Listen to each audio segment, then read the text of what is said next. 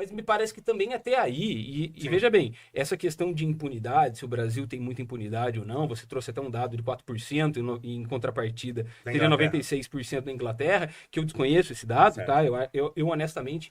Sempre que tem a ver com criminalidade, me parece que os dados são sempre... Eu acho falso esse tal da Inglaterra também. São os dados, é falso. Até porque a gente sabe que eles subnotificam. Mas todos os crimes são assim, né? Sim. Tanto é que uma discussão muito grande dentro da criminologia também é de que a gente já convive com a ausência de punição, tá? Sim. Que a maior parte dos crimes não são punidos e a gente lida muito bem com isso. Sim.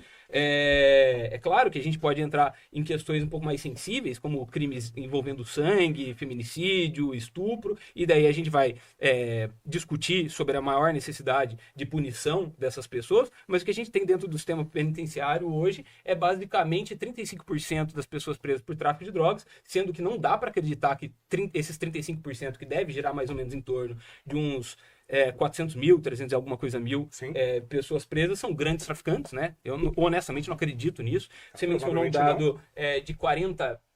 Só que você sabe que o cara que tá no tráfico, ele geralmente cometeu outros crimes também, né? Principalmente violência sexual. Daqueles que foram mortos lá no Rio de Janeiro na mega operação, dos que eu peguei os dados, vários, peguei da maioria, todos eles tinham estuprado as mulheres. Todos. Não, tudo bem, então, você... todos. Isso é incomprovado. Todos. Não. Isso não é comprovado. Isso tá na ficha do cara. Não tá na ficha do cara. Como não? Peraí, de novo, vou falar, você tem que tomar cuidado com o que eu falei. Peraí. Eu falei uma coisa que distorceu o que eu falei. Só um minuto, peraí. Pelo amor de Deus, me fala um absurdo desse. Tem várias discussões. Calma aí. Vamos lá. Tem várias questões, só para fazer um paralelo. Tem várias questões de estudos mesmo, né? Sobretudo do Rio de Janeiro mesmo, a professora Vera Malaguti Batista, professor Orlando Zacconi lá, que discutem questões, por exemplo... Eu gosto muito do apelo da autoridade. É porque, honestamente, eu gosto muito de estudar esses temas. São temas sensíveis, são caros para mim. Sim. Mas a filosofia diz que o tema ele tem que se provar por si só, independente do nome que ele fala. Peraí, Léo. Eu quero que ele conclua. É para você entender de onde eu tirei, né? Tá. Senão eu sou acusado de novo de estar inventando um dado, eu não quero isso.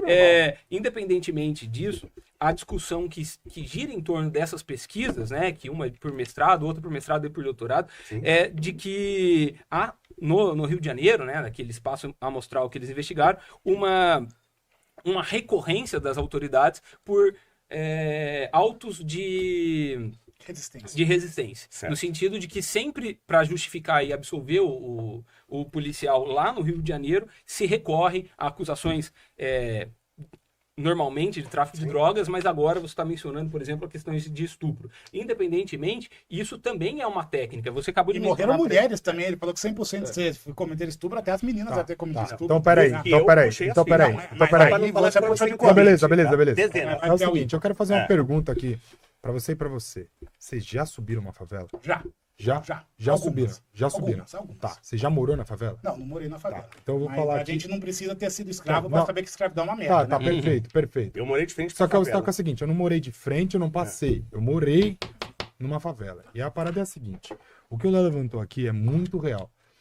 Quem comete o crime de tráfico de drogas geralmente está associado a outros crimes. Sim. E geralmente tem a ver com crimes sexuais.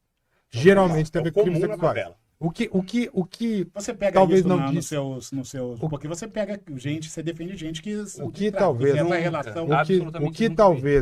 não apareça nos livros que você leu a experiência dele como advogado criminalista. Mas desculpa, ele é advogado criminalista. Eu fui pego com a carga de droga, eu vou falar, eu estupro, gente. Não, mas isso é ridículo. Ele tem essa ficha da pessoa, né? Ele tem essa ficha. A ficha não interessa.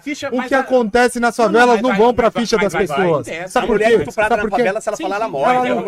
Ela não fala. A mulher estuprada, ela não fala. A mulher estuprada, ela fica na dentro. Porque o traficante tá na favela apenas, né? Aqui em Taubaté nem favela tem traficante. Beleza, não, eu tô falando do traficante da favela.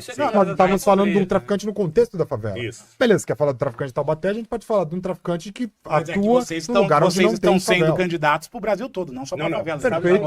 Eu sou estadual, perfeito. Mas vocês estão no federal pelo estado de São Quando você quer falar de segurança pública, você tem que falar no contexto geral. Com certeza. Da favela, né? É que o contexto estava sendo discutido aqui. É um tremendo achismo que vem não, Não, outro dado. Se a gente achismo é o que vocês colocam. O que eu tô falando é de vivência. Tá bom, mas eu tô falando de vivência. A experiência de cada um é anedótica. Não é anedótica. Não é anedótica. Até o estudo que foi apontado aqui pelo Rafael, você não pode ser levado em consideração, porque os estudos concretos, eles são revisados pelos pares. E ele colocou aqui de mestrado e doutorado, e eu falo isso por conhecimento de causa, porque eu fiz mestrado e doutorado. E mestrado e doutorado, então você sabe muito bem disso, que ele é visto por uma banca. Não, mas a revisão depois, a revisão então, posterior em cima da publicação, para você publicar em revista científica, que ele foi revisado pelos pares por ser mestrado e doutorado. Mas de qualquer forma, a gente então é melhor a gente pegar estudos científicos. Mas é melhor, pelo menos o estudo científico é um pouco melhor do que a minha vivência, os mais absurdos possíveis no Brasil. Sim, você pode fazer um mestrado e doutorado sobre qualquer coisa. Pesquisa, o que você avalia no mestrado é a pesquisa que você fez, não a avaliação que você fez, não a conclusão. Mas enfim, voltando à questão da segurança pública aqui, a gente viu no Brasil, então qual que foi a gente viu no Brasil que caiu mais de 30% o número de homicídios no Brasil desde 2022 até hoje. E na pandemia você teve uma queda, que menos gente na rua, menos gente circulando, teve uma queda, depois voltou a estabilizar e caiu, né? O Brasil, ano passado, o Brasil chegou a ter 60 e tantos mil homicídios no ano em 2016 e hoje está em 30 Chegamos quase a bater 70.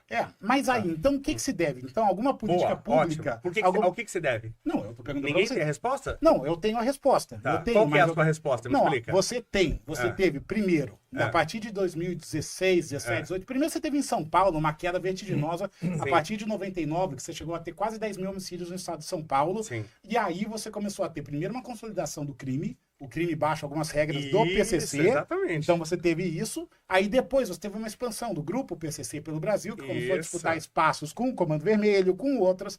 E aí você teve uma consolidação do crime organizado nessas grandes facções pelo Brasil, que jorrou sangue para todo lado, mas o ápice disso foi em 2016. E você teve também uma mudança...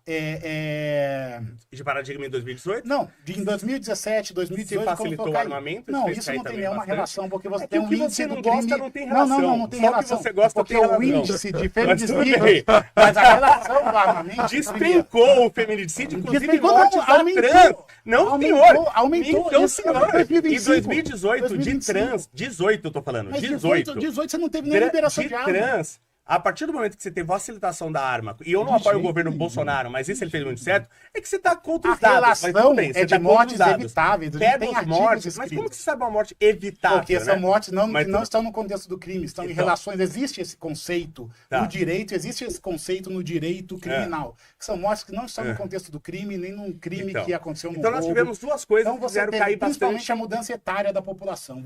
Os principais criminosos... Que nunca aconteceu na história da humanidade a mudança etária. Mas no Brasil é a primeira vez que você começa a ter a pirâmide etária se estabilizando entre os 30, os 40 e 50 anos. Porque e a pessoa mais velha não comete crime? Via de regra, principalmente crime violento. Crimes violentos. E a população... Isso. Só que nós tivemos uma facilitação no armamento. Inclusive despencou, não só pela facilitação, mas pelo discurso, só pelo discurso, de se matar bandido. E a gente teve de pessoas trans, despencou, tá? O número de mortes de pessoas trans aqui no Brasil.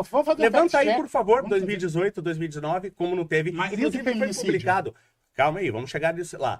O PCC, ele tá como uma empresa hoje, tá? O PCC, o Comando Vermelho é mais desorganizado, é um grupo mais violento, até ideológico e tal, mas o PCC não quer matar, ele não quer aparecer. Tá? O PCC, se ele está cada vez se organizando mais para ele funcionar como empresa, ele quer ganhar dinheiro, ele não quer aparecer. Ele está comprando hoje até refinarias. Então o PCC está nos postos de gasolina, o PCC está nos contratos de transporte público, e quanto menos ele aparecer, para ele melhor. Então a diminuição, tirando a facilitação de armamento, que só facilitou que as pessoas pudessem um direito básico, que é se defender, isso, e com o PCC aumentando e crescendo, diminuiu o número de assassinatos.